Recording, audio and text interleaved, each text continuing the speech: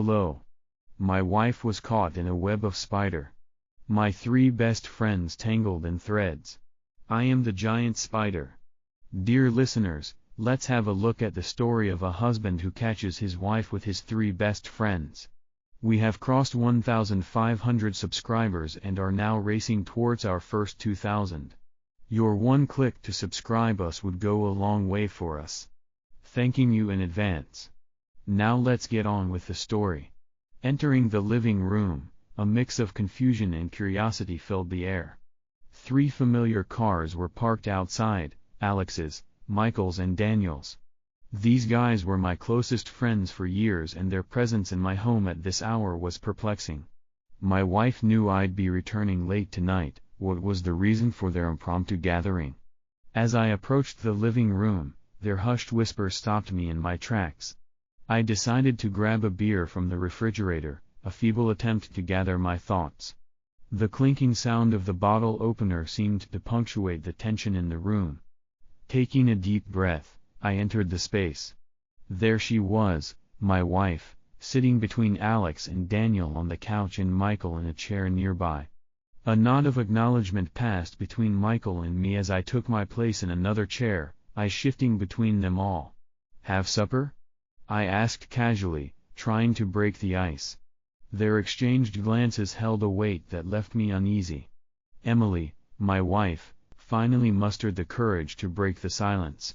"I'm sorry about this, Mark, but we need to discuss this openly," she began, her voice tinged with regret. "It's killing me to keep this a secret from you and the guys are feeling dissatisfied with the time I can give them." She went on, expressing her love for me and her hopes for our future together. But then came the revelation that hit me like a cold wave. "I've been having sex with Alex, Michael, and Daniel for the last year," she admitted, her words hanging in the air. My reaction? Silence. I took a sip of beer, trying to process the bombshell she just dropped. As she continued, the details unfolded, encounters, secrets, and a system to keep me unsuspecting. I sat there, beer in hand, grappling with a reality I never saw coming. My mind was reeling from the bombshells dropping one after another.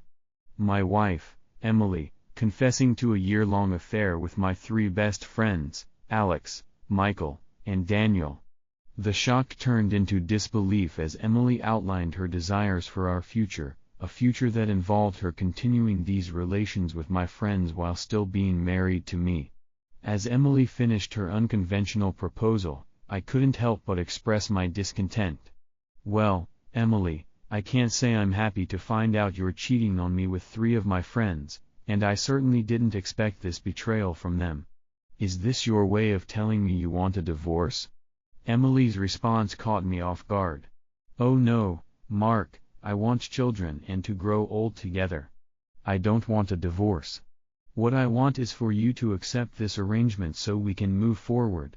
We'll still act like a married couple, and in a few months, we can work towards having our first child. Everything will go as usual, except that several times a week, the guys will come and have sex with me. Maybe you can even join us sometimes." I decided it was time to intervene. "Enough," I said. "This is not something I can just accept without a fight. What do your wives think about this? Do they know?" Alex, the lawyer of the group, responded confidently, "Our wives don't know anything about this, and they won't find out. I swear, if you say a word about this, I will destroy you." I looked at Emily and asked, "Is this really what you want?" Emily nodded, and Alex continued outlining the plan. She made it clear that their secret escapades would continue, and our lives would seemingly proceed as normal, with occasional interruptions for their encounters. Realizing I was left with little choice, I hesitated but made a couple of requests. "Since you're using my wife, there are a couple of small things I'd like. First, don't use our bed, use the guest room. And second, our bedroom and bathroom are off limits." Alex smirked triumphantly, seemingly willing to grant these requests. As the bizarre agreement took shape, I couldn't help but feel a sense of resignation, knowing my life was about to take a turn into uncharted territory. The room fell silent as I asserted my boundaries, making it clear that I wanted to be informed of their activities and have the freedom to plan my own absence during their encounters. The unusual negotiation continued, with the agreement that they would give me half an hour to leave, suggesting I get a motel room for the night.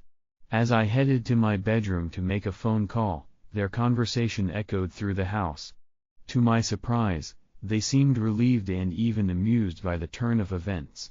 Returning to the living room, I made a call to Sarah, Alex's wife, to inform her of the